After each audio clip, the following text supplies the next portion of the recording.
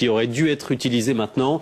On n'en connaît pas encore la nature, mais ce qui est important, c'est sa forme. Une forme liquide, ce qui serait une première, avec de nombreux avantages pour les terroristes. D'abord, c'est pratiquement indétectable et surtout, c'est très facile à fabriquer. Explication avec Fabrice Collaro. Les explosifs habituellement utilisés par les terroristes sont constitués de produits chimiques peu onéreux que l'on trouve en vente libre dans de nombreux commerces.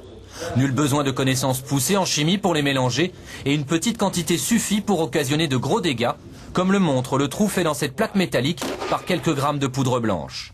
Ces mélanges artisanaux ont d'ailleurs été utilisés pour commettre la plupart des attentats de ces dernières années, par exemple par les kamikazes palestiniens contre Israël. Il y a eu aussi cet immeuble fédéral détruit à Oklahoma City en 1995, l'attentat de Bali en 2002 où quelques kilos cachés dans une veste avaient tué 190 personnes, ou enfin la série d'explosions à Londres en juillet 2005.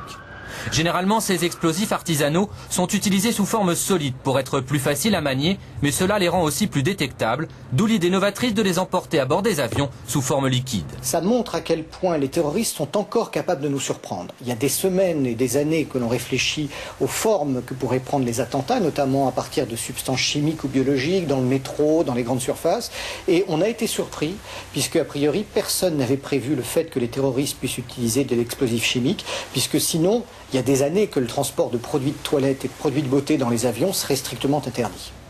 Les terroristes arrêtés à Londres auraient donc prévu d'introduire en cabine les différents composants d'un mélange explosif en les faisant passer pour des boissons ou des produits cosmétiques.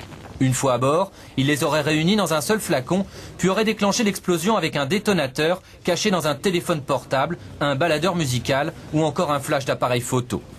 Ces projets d'attentats heureusement déjoués montrent l'urgence de développer de nouveaux types de détecteurs, que ce soit des portiques d'aéroports plus sophistiqués ou encore des appareils portables comme celui-ci, mis au point par un chercheur israélien et capable de repérer de nombreux explosifs chimiques.